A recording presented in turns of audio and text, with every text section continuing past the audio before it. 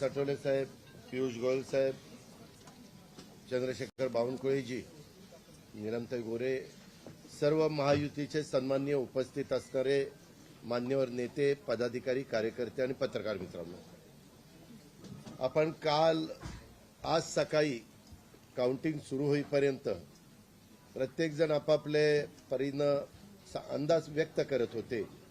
काल तर मी स्वतः वेगवेगळ्या चॅनलला बघत होतो, म्हणजे आम्ही तिघं कशातच नसल्यातच जमा होतो. बाकीच्यांच्या गाड्या फिरवणं, ड्रायव्हिंग करणं, इकडं जाणं तिकडं जाणं, इतकं काही सुरू होतं की आम्ही पहिल्यांदा 1:45च्या पुढे जाऊ आम्हाला वाटत होतं. कालचं सगळं बघितल्यानंतर आम्हाला वाटायला लागलं की आपण कुठेतरी खाली जातोय का काय. परंतु महाराष्ट्रातल्या जनतेने विकासाकडे बघून महायुतीला प्रचंड अशा प्रकारचं जे यश प्राप्त करून दिलंय त्याबद्दल महाराष्ट्रातल्या तमाम जनतेचं महायुतीच्या वतीनं व्यक्तिशः माझ्या वतीनं मी त्यांना मनापासून धन्यवाद देतो, मनापासून आभार मानतो. सगळेच कार्यकर्ते राबले, उमेदवार राबले, सगळे सहकारी घटक पक्षाचे, मित्र पक्षांचे सगळे आमचे सहकारी त्याच्यामध्ये स्वतःला झोकून दिलं आणि सगळ्यांनी ही निवडणूक आपली स्वतःची निवडणूक आहे असं समजून त्या ठिकाणी कामाला लागले. आमच्या ज्या योजना होत्या योजनांच्याबद्दल बरेच थोडीशी चेष्टा मस्करी करण्यात आली, आम्हाला त्याच्यामध्ये दोष देण्यात आला, आमची थोडंसं टीका टिप्पणी करण्यात आली की राज्य कंगाल केलं, अमुक झालं तमुक झालं.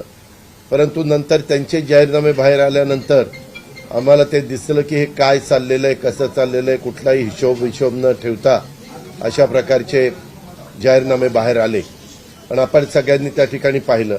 आम्ही मुळात काय केलं, लोकसभेच्या निवडणुकीच्या निमित्तानं आम्हाला मोठं अपयश आलं. म्हणजे महाराष्ट्रामध्ये आम्हाला तिघांनाही वाटलं नव्हतं की बाबा अशा प्रकारचं आपल्याला अपयश मिळेल, परंतु ते मिळालं. आम्ही ते मान्य केलं, त्याच्यातून आम्ही पुन्हा सावरण्याचा प्रयत्न केला. अर्थसंकल्प सादर करत असताना आम्ही सरकारमध्ये तिघांनी मिळून काही योजना जाहीर केल्या. त्या योजना इतक्या पॉप्युलर झाल्या, त्याच्यामध्ये लाडकी बहिणा म्हणजे गेम चेंजरच ती योजना झाली. अंडर करंट असा का बहिणींनी दाखवला की मी सगळे उताने पडले, सगळे आडवे झाले. हे माझं स्वतःचं स्पष्ट मत आहे, प्रत्येकाची वेगवेगळी मतं असू शकतात. आणि उलट आमच्यावर आता जबाबदारी वाढलेली, कारण एवढ्या प्रचंड बहुमताने, म्हणजे मी तर जसा राजकारणात आलोय तसं 222 आणि 225 महायुतीला किंवा कुठल्याही आघाडीला महाराष्ट्रामध्ये तरी कधी असं यश मिळालेलं माझ्या तरी पाहण्यात नाही, माझ्या तरी ऐकवत नाही. कदाचित पूर्वीचा काळ वेगळा काँग्रेसचा असेल त्यावेळेस कधी झालं असलं तर माहिती नाही, परंतु बाकीचे विरोधक नगण्य होते त्यावेळेसची गोष्ट. परंतु अलीकडच्या काळामध्ये जसं आम्हाला समजतंय तसं तर एवढं प्रचंड यश हे पहिल्यांदाच मिळालेलं यशाने आम्ही हुरळून पण जाणार नाही. आणि आम्ही अतिशय जमिनीवर पाय ठेवून आता म्हणजे जसे जसे ते आकडे आम्हाला दिसत होते तसे तसे तसे फायनान्सच्या गोष्टी माझ्या डोळ्यासमोर येत होत्या. मी देवेंद्रजींना पण फोन केला तेव्हा म्हटलं देवेंद्रजी खूप काही काम करावं लागेल. एकनाथरावजींना पण तसं सांगितलं की फार आर्थिक शिस्त आपल्याला त्याच्यामध्ये आणावी लागेल आणि आम्ही आणू. त्याच्यात आम्हाला हे नवीन नाहीये, आम्ही सगळे अनुभवी माणसं, आम्हाला त्याच्यामध्ये कुठली काही अडचण नाही. आणि शिवाय आमच्या पाठीशी केंद्र सरकार आहे, तो आम्हाला खूप मोठा एक आधार आहे. एक आमच्या पाठीशी एक मोठा भक्कम अशा प्रकारचा भरोसा आहे. आणि त्याच्यामुळं ह्या सगळ्या ज्या काही गोष्टी झालेल्या आहेत, आता विरोधक टीका करतात की बाबा बॅलेट पेपरनी घ्यायला पाहिजे होतं, मग बॅलेट पेपरने लोकसभेला पण घ्यायला पाहिजे होतं. लोकसभेचा निकाल लागला की तो बरोबर, आणि इथला निकाल लागला की मग बॅलेट पेपर यायला पाहिजे, मग मशीन काय ईव्हीएम बरोबर नाही, असं नाही चालत. आता झारखंड पण आमच्या हातनं गेलंच ना, आम्ही कुठं काय म्हणतो. ठीक आहे, त्या जनतेने कौल दिलेला आहे. तशा पद्धतीनं महाराष्ट्रातल्या विशेषतः महाराष्ट्रामध्ये बऱ्याचदा आपले जे 6 रिजन आहेत ना, मराठवाडा, विदर्भ, पश्चिम महाराष्ट्र, कोकण, मुंबई, अशा सगळ्या वेगवेगळ्या रिजनमध्ये, नाशिक, सगळीकडेच तुम्ही बघितलं तर सगळीकडे महायुती जोरात चालली. असं कुठं नाही की मागच्या वेळेस कसं झालं, आम्हाला झटका दिला तो मराठवाड्याने दिला. आमची एकच जागा त्यावेळेस भुमरे साहेबांची आली संभाजीनगर सिटीतली, बाकीकडे सगळीकडे आम्हाला दारुण पराभवाला सामोरं जावं लागलं. आणि तसं ह्यावेळेस झालं नाही. तुम्ही जर अंदाज घेतला तर सगळीकडेच चांगल्या प्रकारे महायुतीला यश मिळालं. काही जागा गेल्या त्या फार थोड्या मतांनी त्या बाबतीमध्ये गेलेले आहेत असंही चित्र. आणि मीडियावाल्यांनो, मला एक तुम्हाला इलेक्ट्रॉनिक पण आहे, प्रिंट पण मीडिया आहे, मला एक कळत नाही, तुम्ही खऱ्या बातम्या देत चाला ना. जे खऱ्या देत नाही त्यांना मला म्हणायचं, तुम्ही बाकी सगळे खऱ्या बातम्या देतात त्याच्याबद्दल दुमत नाही. पण मी टीव्ही चालू केलं आणि अजित पवार पोस्टल बॅलेटमध्येच मागं. मी विचारतोय तिथं फोन करून, ते म्हणले नाही दादा आपण पुढे. आता माझं लीड 1,02,000 मताधिक्य मी मिळवलंय आणि खुशाल तुम्ही दाखवताय अजित पवार मागं, अजित पवार मागं. मग काही जण म्हणलं का रे असे दाखवतायत? टीआरपी त्याच्याशिवाय वाढत नाही. अरे तुमच्या टीआरपीला आम्हाला का मातीत घालताय, आमची का बदनामी करताय? त्याच्यामध्ये मी नंतर पुन्हा अधिकाऱ्यांच्याकडनं माहिती घेतली की नक्की पोस्टल बॅलेट किती झाले. पोस्टल बॅलेटमध्ये पण आम्ही पुढे होतो आणि रेग्युलर मतदानामध्ये पण पुढे होतो. सांगायचं तात्पर्य की बाबा तुमच्यावर सगळ्या चॅनलवर जनतेचा एवढा विश्वास आहे, म्हणजे विश्वास नाही ते सकाळच्या 9 वाजताच्या भोंग्यावर विश्वास नाही, पण बाकीच्यांवर फार विश्वास आहे. माझं एवढंच म्हणणं आहे की खऱ्या बातम्या दिल्या तर काही वाईट होणार नाही. पण खूप चांगलं यश मिळालं. अजून पण काही काउंटिंग चालू आहे, काही ठिकाणी रिकाउंटिंग मागितलेलं. ठीक आहे, तो त्यांचा प्रत्येकाचा अधिकार आहे. पण खरोखरीच सगळ्याच राज्यातली जबाबदारी आम्हा महायुतीवर वाढलेली आहे आणि त्या उलट आम्हाला अधिक जास्त बारकाईनं इथून पुढे काम करावं लागणार आहे. कारण एवढं दैदिप्यमान यश या सगळ्यांनी मिळून दिलेलं आहे आणि जनतेचे मानावे तेवढे आभार कमीच आहेत. म्हणजे काय आता त्यांच्याकरता, म्हणजे त्यांच्या ऋणातच आम्ही राहू इच्छितो. आणि 5 वर्ष अक्षरशः अतिशय एकोप्याने ही युती शेवटपर्यंत कशा पद्धतीनं काम करेल आणि जनतेने टाकलेल्या विश्वासाला कुठल्याही परिस्थितीमध्ये तडा जाऊन दिला जाणार नाही. अतिशय चांगल्या पद्धतीनं राज्याच्या सर्वांगीण विकासाच्या करता जसं आम्ही विकास हा केंद्रबिंदू मानून पुढे गेलो, तशाच पद्धतीचं काम हे इथून पुढच्या काळामध्ये देखील महायुतीच्या वतीनं त्या ठिकाणी चालेल अशा प्रकारची खात्री मी आपल्या पत्रकार मित्रांना पण देतो आणि आपल्यामार्फत महाराष्ट्रातल्या तमाम जनतेला देतो. पुन्हा एकदा मतदार बंधू भगिनींचं, सर्वांचं, मीडियाचं, इलेक्ट्रॉनिक प्रिंट सर्वांचं मी मनापासून आभार मानतो, मनापासून धन्यवाद देतो. धन्यवाद. अरे मराठी मातृभाषा अभिजात भाषेचा दर्जा आत्ताच दिलाय ना, लगेच विसरायला लागला? नाही ते दिल्लीत बोलतात. मी माझी भावना मगाशीच मांडली आहे. ती केवळ आत्ता एवढंच सांगेन की महाराष्ट्राच्या जनतेसमोर आम्ही नतमस्तक आहोत. जनतेने ज्या प्रकारचा विजय दिलेला आहे, खऱ्या अर्थानं हा विजय एक प्रकारे आमची जबाबदारी वाढवणारा विजय आहे. देशाचे प्रधानमंत्री मोदीजींवर महाराष्ट्राने दाखवलेला विश्वास आहे आणि त्यामुळे आता आम्हाला खूप काम महाराष्ट्रामध्ये करावं लागेल याची आम्हाला जाणीव होते आहे. म्हणून पुन्हा एकदा महाराष्ट्रातल्या सगळ्या मतदारांच्या चरणी आम्ही नतमस्तक होतो आणि त्यांना आश्वस्त करतो की त्यांनी जो विश्वास दाखवला आहे त्या विश्वासाला आम्ही तडा जाऊ देणार नाही. सगळ्यांचे अतिशय मनापासून आभार.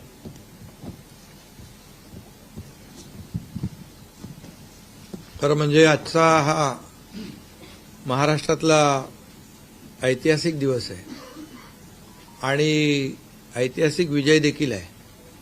आतापर्यंतच्या अनेक वर्षांच्या निवडणुका आपण पाहिल्या, परंतु ही निवडणूक लोकांच्या हातात घेतली अशा प्रकारची निवडणूक होती. म्हणजे लँडस्लायडिंग जो काही विक्ट्री आपण म्हणतो ऐतिहासिक, म्हणजे याला काय शब्द वापरायचे मला कळत नाही, परंतु लोकांनी मतांचा, प्रेमाचा वर्षाव महायुतीवर केला. कारण लाडकी बहीण असेल, लाडका भाऊ असेल, लाडका शेतकरी असेल, एकंदरीत सगळ्याच घटकातल्या लोकांनी यावेळेस महायुतीवर प्रेम दाखवलं आणि त्यामुळे मी सगळ्या मतदारांना मनापासून धन्यवाद देतो आणि त्यांना एवढ्या मोठ्या ऐतिहासिक विजयासाठी साष्टांग दंडवत घातला पाहिजे अशा प्रकारचं काम मतदारांनी केलेलं आहे. खरं म्हणजे गेल्या 2-2.25 वर्षामध्ये मी, देवेंद्रजी, अजितदादा आम्ही जे काम केलं या राज्यामध्ये की शिवसेना, भाजपा, राष्ट्रवादी, आरपीआय आमचे आठवले साहेब इकडे आहेत आणि आमचे इतर घटक मित्रपक्ष आणि जे निर्णय आम्ही घेतले ते निर्णय आतापर्यंतच्या इतिहासामध्ये न भूतो न भविष्यते असे होते. म्हणजे एकीकडे विकास केला आम्ही, डेव्हलपमेंट म्हणजे जे 2.5 वर्षात महाविकास आघाडी सरकारने जी काही कामं बंद पाडली होती, स्पीड ब्रेकर टाकले होते, सगळी कामं थांबवली होती.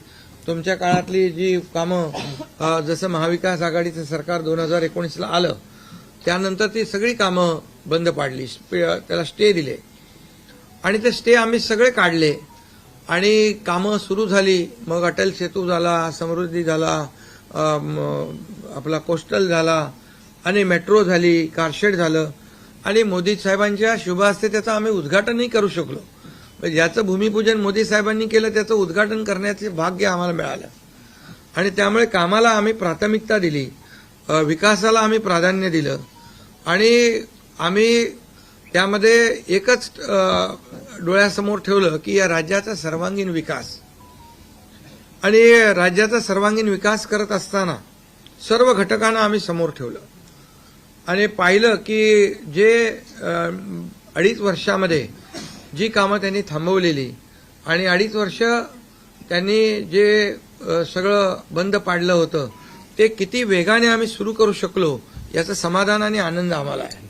कारण त्याचे तुम्ही ते फळं पाहत आहे. सगळी लोकांना आपण मेट्रो दिली, समृद्धी दिलं, अटल सेतू दिला, कोस्टल दिलं, लोक तो वापरू लागले आणि त्याचबरोबर दुसरीकडे कल्याणकारी योजना आम्ही केल्या. कल्याणकारी योजनेमध्ये लाडकी बहीण, मुख्यमंत्री लाडकी बहीण योजना, त्यानंतर मग लाडका भाऊ केला आम्ही, युवा प्रशिक्षण योजना केली, 3 गॅस सिलेंडर दिले, त्यानंतर वयोश्री योजना केली, शेतकऱ्यांची आम्ही योजना केली, शेतकऱ्यांना वीज बिल माफ केलं, शेतकऱ्यांचं जे 7.5 HP पंपाच्या 3, 5, 7.5 आणि त्या पंपाचं वीज बिल माफ केलं. शेतकऱ्यांना आम्ही 2.5 वर्षामध्ये 2.25 वर्षामध्ये आतापर्यंतच्या इतिहासामध्ये जेवढा मोबदला दिला नव्हता 15,000 कोटी रुपये तो दिला. त्यांच्या योजनांसाठी 45,000 कोटी रुपये. म्हणजे एकंदरीत कल्याणकारी, मी डिटेलमध्ये जात नाही त्याच्यामध्ये, पण एकीकडे विकास. मला अभिमानाने या ठिकाणी सांगायचं आहे की मोदी साहेबांनी, केंद्र सरकारने देखील आमच्या पाठीमागे उभे राहिले ताकदीने की जे आमचे प्रस्ताव जे आहेत ते त्यांनी मान्य केले आणि मोठ्या प्रमाणावर गेल्या 10 वर्षामध्ये जे केंद्राने देखील या राज्याला 10 वर्ष तर जाऊ द्या, पण 2-2.5 वर्षामध्ये देखील आम्हाला लाखो कोटी रुपयांचं सहकार्य केलं. त्यामुळे एक डबल इंजिनचं सरकार देखील या राज्यामध्ये, वेगवान सरकार, गतिमान सरकार, निर्णय घ्यायला धडाधड निर्णय घेतले आम्ही. त्यामुळे 2.5 वर्षात सिंचन प्रकल्प 4 त्यांनी केले महाविकास आघाडीने, आम्ही होतो तिकडे. आणि आता आमच्या वेळेस सुप्रमा 124 सुप्रमा दिल्या. म्हणजे एक फक्त उदाहरण की अशा प्रकारचं काम आम्ही केल्यामुळे या राज्यातल्या जनतेने, सर्वसामान्य माणूस आम्ही केंद्रबिंदू मानला. म्हणजे त्याच्यामध्ये महिला आहेत, गरीब आहे, युवक आहे, शेतकरी आहे, यांना आम्ही केंद्रबिंदू मानून काम केलं आणि त्यांच्यासाठी आम्ही योजना केल्या. काय आमच्यावर आरोपही झाले, एका रेवड्या बाटण्या, काय काय काय म्हणजे तुम्ही हे वाटप सुरू केलंय, बहिणींना विकत घेताय का, काही लाच देताय का, या सगळ्या गोष्टीला आम्ही सामोरे गेलो. कोर्टामध्ये काही लोक गेले ही योजना बंद करण्यासाठी. आणि म्हणून लाडकी बहीण योजना जी आहे, त्याचबरोबर शासन आपल्या दारी, आम्ही याच्यापूर्वी शासन आपल्या दारी आम्ही केलं. डायरेक्ट तेव्हाही योजना होत्या, पूर्वी लाभही होते, सगळं होतं, परंतु लोक कंटाळून ते योजनांचा लाभ घेण्यापासून वंचित राहत होते. आम्ही 5 कोटी लोकांना त्याचा लाभ दिला, शासन आपल्या दारी. आणि आपल्या लाडकी बहीण योजना, यामुळे एकंदरीत लोकांनी विश्वास ठेवला की हे देणारं सरकार आहे, हे फक्त बोलणारं सरकार नाही आहे. आणि म्हणून देणारं सरकार आहे याच्यावर विश्वास ठेवला आणि कल्याणकारी योजना ज्या केल्या आम्ही फक्त बोललो नाही तर 5 इन्स्टॉलमेंट लाडक्या बहिणींच्या खात्यात टाकले सुद्धा. आणि आम्हाला माहित होतं हे विरोधक सावत्र भाऊ आमच्या या नोव्हेंबरच्या पैशामध्ये अडकाटी आणतील, म्हणून आम्ही ऑक्टोबरमध्येच आचारसंहिता लागायच्या अगोदर नोव्हेंबरचे पण पैसे दिले. कारण शेवटी आम्ही देण्याची नियत आमची आहे, नियत साफ आहे. कारण आम्ही फक्त कागदावर योजना ठेवायच्यासाठी केलं नाही. आणि त्यामुळे एकंदरीत या राज्यामध्ये सर्वसामान्यांचं सरकार सर्वसामान्यांसाठी काहीतरी करतंय ही भावना प्रत्येकाच्या मनामध्ये निर्माण झाली. आणि आम्ही म्हणालो कॉमन मॅन.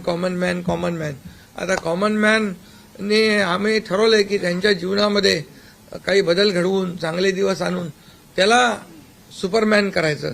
पण त्यांनी आम्हाला या निवडणुकीत सुपरमॅनसारखं काम करून दाखवलं आणि एवढं भरभरून त्यांनी आशीर्वाद दिले की लोकांनी एवढंच आहे की यामध्ये बऱ्याचशा गोष्टी स्पष्ट झाल्या. लोकांनी कल्याणाचं आणि विकासाचं राजकारण स्वीकारलं. लोकांनी सुडाचं, आरोपाचं, द्वेषाचं राजकारण झिडकारलं. आणि म्हणून 2 निवडणुका ज्या लोकसभेमध्ये पण आणि लोकसभेत फेक नरेटिव्ह वगैरे सगळं केलं, काय केलं, संविधान बदलणार वगैरे, सगळ्या जातीमध्ये भीती निर्माण केली, प्रत्येकाला घाबरवलं, तरी सुद्धा एवढं होऊन पण प्रधानमंत्रीपदी मोदी साहेबच बसले. आता ते म्हणाले जनतेच्या दरबारात जाऊ, आम्ही जनतेच्या दरबारात जाऊ, लोकसभेच्या वेळेस पण गेले. पण शेवटी एवढं करून एवढे सगळं खोटं नाटं सांगून लोकांना घाबरवून पण प्रधानमंत्रीपदी शेवटी मोदी साहेब बसले. आणि आताही म्हणाले आम्ही जनतेच्या दरबारात जाऊ. आता जनतेने त्यांना जो काय मॅन्डेट द्यायचा तो दिलेला आहे. आणि त्यामुळे जनतेने पूर्णपणे विकासाला आणि कल्याणकारी योजनांना स्वीकारलेला आहे. यामध्ये लोक रोज आमचं सरकार स्थापन झाल्यापासून रोज सरकार पडणार रोज आम्हाला 3-4च शब्द ठेवले होते त्यांनी. ते शब्द तुम्हाला माहित आहे, मी ते परत त्याचा उच्चार करू इच्छित नाही. पण 4था शब्द होता का? नाही. पण आम्ही त्याला आरोपाने उत्तर नाही दिलं. आम्ही कामातून उत्तर दिलं त्याला. आणि कामातून उत्तर दिलं आणि ते काम लोकांना भावलं की बाबा हे काम करणारे लोक आहेत आणि काम सर्वसामान्य लोक आहेत. मी स्वतःला काय समजायचो, सीएम म्हणजे चीफ मिनिस्टर, मी म्हणायचो कॉमन मॅन आहे. आता कॉमन मॅनमध्ये मी जायचो. आता आमचे दोन्ही उपमुख्यमंत्री दोन्ही आम्ही 24/7 काम करत होतो. आणि याच्यामुळे घरी बसून सरकार चालवता येत नाही, फेसबुकवरून सरकार चालवता येत नाही, हे स्पष्ट झालेलं आहे. आणि म्हणून आम्ही लोकांच्या, बाळासाहेब सांगायचे, कार्यकर्ता घरात नाही लोकांच्या दारात शोभून दिसतो. शासन आपल्या दारी आम्ही घेऊन गेलो. आणि म्हणूनच आज बाळासाहेबांच्या विचारांनी आम्ही सरकार स्थापन केलं 2019ला मोदी साहेबांच्या आशीर्वादाने. आणि 2019ला जे सरकार स्थापन व्हायला पाहिजे होतं ते सरकार स्थापन झालं नाही. ते लोकांनी बरोबर लक्षात ठेवलेलं आहे. लोक ते विसरलेले नाहीत. आणि म्हणून या निवडणुकीत देखील कोण कुठल्या पक्षाचा, आता तुमचा कुठला पक्ष आहे? तुमचा राष्ट्रवादी घड्याळ. आता तो कोणाचा आहे ते लोकांनी ठरवलं. आणि शिवसेना कोणाची आहे तेही ठरवलं. आणि लोकांनी ते ठरवलं. त्यामुळे आता बऱ्याचशा गोष्टी त्या स्पष्ट झालेल्या आहेत. बऱ्याचशा गोष्टी स्पष्ट झाल्या. आणि मला समाधान आहे की 2019ला 56 जागा आल्या होत्या. आणि त्या 56 मला वाटतं आताही 56 जागा आल्या, अजून चालू आहे. पण एकंदरीत आताच्या पर्यंत म्हणजे विकासाला लोकांनी महत्व दिलं. मोदीजींनी आता अमित भाई असतील, नड्डाजी आहेत, तिथं पियुषजी आहेत, केंद्रीय मंत्री आपले भूपेंद्रजी आहेत, राजनाथ सिंगजी, बऱ्याच सगळ्या लोकांनी, आठवले साहेब तर आपल्या सोबतच आहेत. आठवले साहेब सोबत 100%. तर एकंदरीत आपण सगळ्यांनी या निवडणुकीमध्ये एकत्र येऊन काम केलं. आता एकत्र येऊन काम केलं. आता त्याच्यामध्ये काही लोकांनी म्हणा त्याचा अर्थ वेगवेगळा काढला. मोदी साहेब म्हणाले एकत्र या, विकासासाठी एकत्र या. आता लोकांना आवाहन केलं, जसं आम्ही काय त्याच्यामध्ये जातीपाती धर्माचा उल्लेख केला नाही, पण मतदानासाठी एकत्र या, विकासासाठी एकत्र या, या राज्याला पुढे घेऊन जाण्यासाठी एकत्र या, असं आवाहन करणं काय चुकीचं आहे. आणि लोकांनी ते एकत्र येऊन एकजुटीचं दर्शन या निवडणुकीमध्ये घडवलं आणि मतांची टक्केवारी वाढली, मतदानाची टक्केवारी वाढली, महिलांच्या आमच्या लाडक्या बहिणींची टक्केवारी वाढली. आतापर्यंत महिलांचं टक्केवारी कमी असायची पुरुषांपेक्षा, पण यावेळेस ती टक्केवारी जास्त आहे. आणि म्हणून लाडक्या बहिणी आमच्या ज्या आहेत त्या लाडक्या बहिणींनी सावत्र भावांना चांगला जोडा दाखवलेला आहे. आणि आम्ही म्हणायचो ना, खोडा घालणाऱ्यांना जोडा दाखवा. तर एकंदरीत ही निवडणूक जी आहे, ही निवडणूक विकासाच्या अजेंड्यावर, कल्याणकारी योजनांच्या ह्याच्यावर आणि जे विचार आहेत, आज आमचे शिवसेना म्हणून बाळासाहेबांचे विचार आहेत, दिघे साहेबांची शिकवण, मोदीजींची जे काही जो त्यांचा सपोर्ट आहे, केंद्राचा सपोर्ट आहे, या सगळ्या गोष्टी ज्या आहेत या निवडणुकीमध्ये कामी आले. शेवटी लोकांना काय पाहिजे? लोकांना शिव्याशाप नको आहे, लोकांना आरोप प्रत्यारोप नको आहे, लोकांना सुडाचं राजकारण नको आहे. लोकांना हवंय डेव्हलपमेंट हवं आहे आणि विकास आणि विकास यावर आम्ही भर दिला. आणि आज त्यामध्ये किती आरोप केले, खोटे बोला, आपण रेटून बोला. आता अजितदादा मगाशी म्हणाले की तुम्ही पण काय काय ते बातम्या अशा सकाळी तर अशा बातम्या चालल्या होत्या की बोला आमचा काय कार्यक्रम होतो का काय, आमचा करेक्ट कार्यक्रम करायचं चालू. तर याच्यामध्ये खूप चांगलं निर्णय झाला, चांगला एक आपला ऐतिहासिक विजय झालेला आहे आणि त्यामुळे खऱ्या अर्थाने आमची जबाबदारी वाढलेली आहे. आता या सगळ्या ज्या काही जे घेतलेले आम्ही निर्णय आहेत, की आमचा एकही निर्णय कागदावर राहिलेला नाही. मी त्या सगळ्या निर्णयात जाऊ इच्छित नाही, पण एकही निर्णय आम्ही कागदावर ठेवला नाही. कुठली योजना आहे ती कार्यान्वित केली आम्ही. आणि त्यामुळे जो लोकांचा विश्वास, शेवटी यापूर्वी देखील आपण पाहिलं की काँग्रेस सरकार ज्या ठिकाणी असतील त्यांनी किंवा महाविकास आघाडी ज्यांनी काही निर्णय घेतले, काही आश्वासनं दिली, ती पाळली नाहीत. आश्वासनं दिली, नंतर कर्नाटकमधलंच आश्वासन घ्या, हिमाचलमधलं घ्या, आपल्या राजस्थानमधलं घ्या पूर्वीचं, की त्यामध्ये आश्वासन दिल्यानंतर निवडून आल्यानंतर केंद्राकडे पैसे मागायला लागले. आमच्याकडे पैसे नाही, हमारे पास पैसे नाही. असं आम्ही केलं नाही. आम्ही जे बोललो, आमची हातपाय काय म्हणतो त्याला, पांघरून पाहून आम्ही ते आम्ही अंतरून पाहून पाय पसरले आणि ज्या योजना आम्ही केल्या, या योजनांचं पूर्णपणे त्याच्यामध्ये कुठलीही योजना बंद होणार नाही याची आम्ही काळजी घेतली. सगळे नियम आम्ही पाळले, सगळ्या आरबीआयच्या, केंद्र सरकारच्या गाईडलाईन आम्ही पाळल्या, कुठलंही व्हायलेशन आम्ही केलं नाही. आर्थिक दृष्टिकोनातून जे काही आम्ही नियोजन करायचं ते केलं आणि त्यामुळे त्यांना लोकांनी खोटं ठरवलं. ते आम्हाला म्हणाले तुम्ही लाडकी बहीण योजना देताय, पैसे कुठून आणणार, पैसे कुठून हे फसवं आहे. आणि त्यांनीच आमची योजना चोरून नंतर त्यांच्या वचननाम्यामध्ये टाकली. मग तुम्ही कुठून आणणार? म्हणजे लोकांना कळलं की हे फक्त बोलतायत, करणार नाहीत आणि विश्वासाचा भाग आहे. आम्ही 2-2.5 वर्षामध्ये जे करून केलं ते लोकांसमोर आहे. आम्ही कुठलंही काही याच्यामध्ये लपवाछपवी केली नाही. जे आहे ते स्पष्टपणे आम्ही मांडलं लोकांच्या समोर. लोकांच्या दरबारामध्ये आम्ही गेलो आणि लोकांना काम आवडतं, लोकांना विकास पाहिजे, लोकांना कल्याणकारी योजना पाहिजेत, ते आम्ही देण्याचा प्रयत्न केला आणि विकासाकडे या राज्याला नेण्याचा आम्ही प्रयत्न केला. यामध्ये केंद्राचा आम्हाला खूप मोठ्या प्रमाणावर सपोर्ट मिळाला.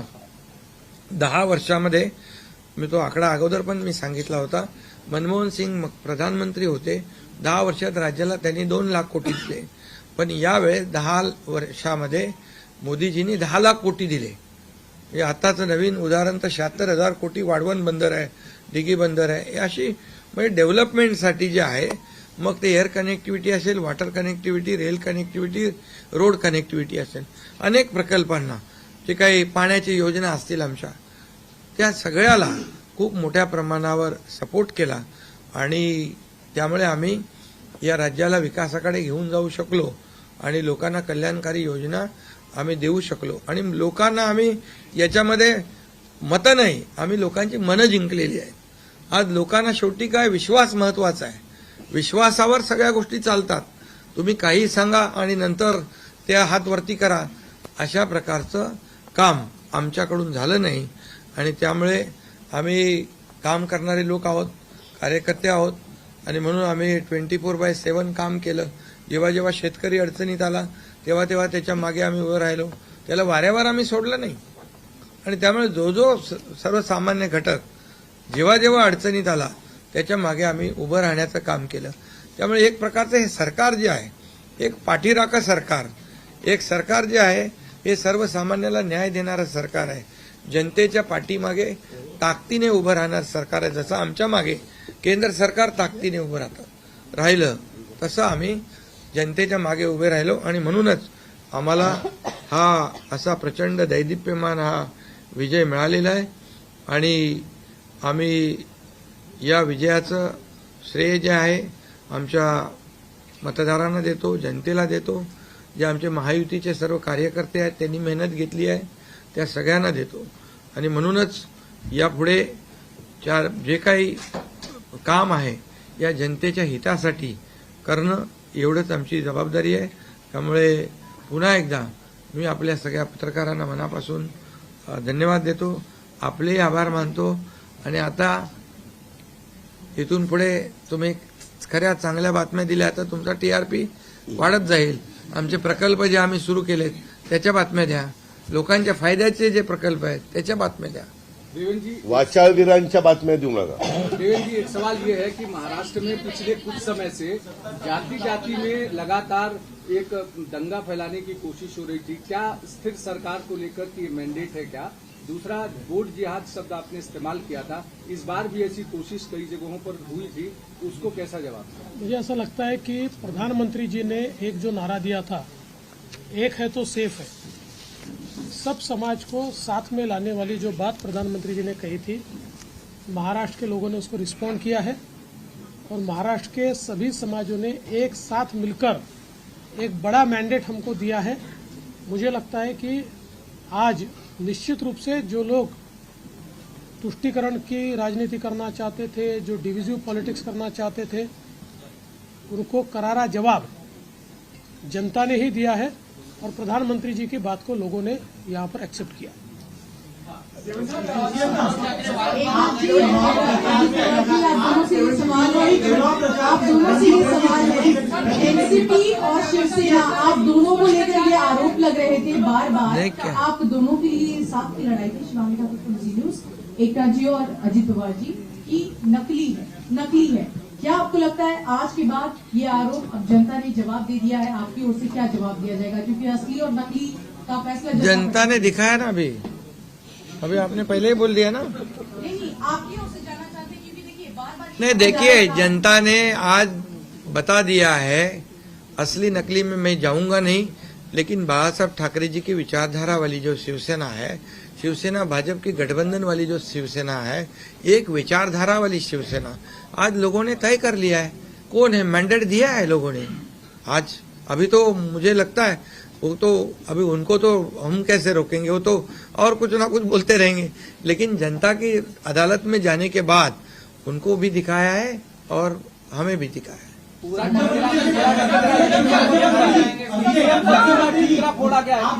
ईवीएम का देखो, अभी झारखंड में ईवीएम अच्छा है क्या? झारखंड में, कर्नाटक में ईवीएम अच्छा था. जब अभी वो लोग पहले जब जीतने के बाद बोलते ईवीएम अच्छा है, इलेक्शन कमिश्नर अच्छा है, वो लोग तो सुप्रीम कोर्ट तक तो उनको सलाह मशवरा देते हैं. उनको वो जो यंत्रणा उनके बाजू से, मतलब उनके फेवर में रिजल्ट आते अच्छी है. अभी तो वोटर लिस्ट पे भी उन्होंने ऑब्जेक्शन लिया था. तो जब हार जाते हैं तो बोलते ये यंत्रणा खराब है, जीतते हैं तो बोलते हैं अच्छा है. ऐसा कैसा है?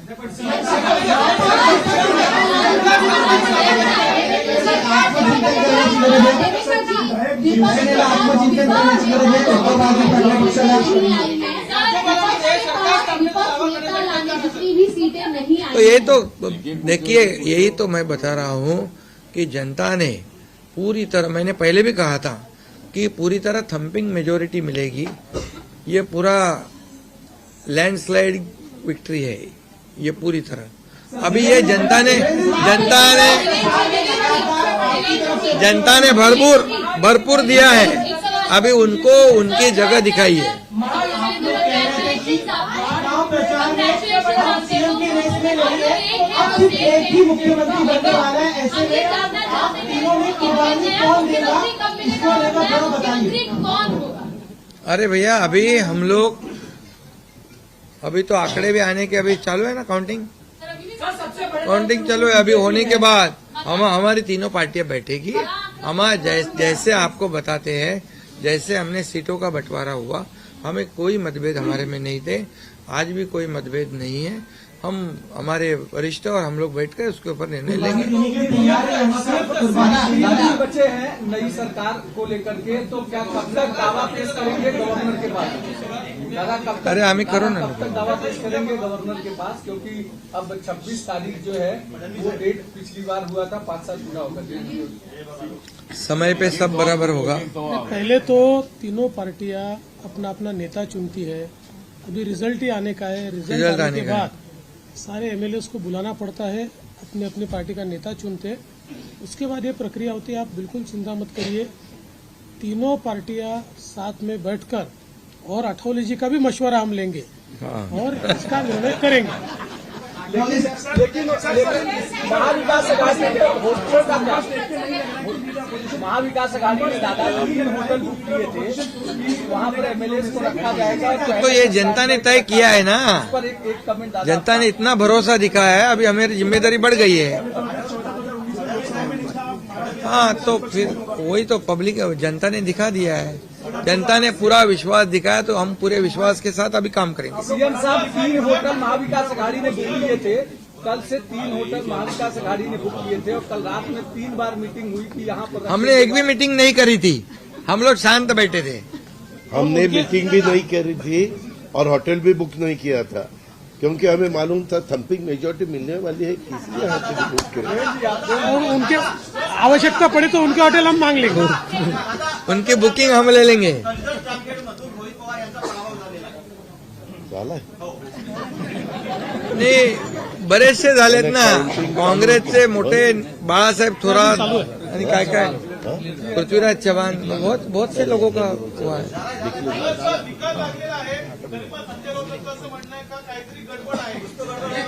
हाँ,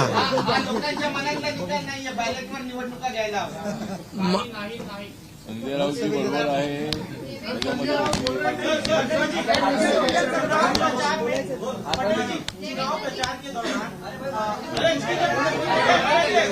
अरे भाई छोड़ो. चला आता 2 प्रश्न मराठीत घेऊ. आपण संपला. महाराष्ट्रात बसलोय आणि मग संपू.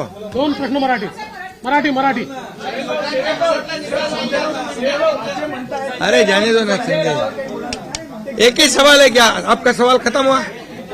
सवाल खत्म? असं म्हणतायत की बॅलेट पेपरवर निवडणुका घ्या, ईव्हीएमचा निर्णय माहीत नाही. पुन्हा एकदा तुम्हाला विचारतो, संजय राऊत कोण? ईव्हीएमचा निर्णय मान्य आहे.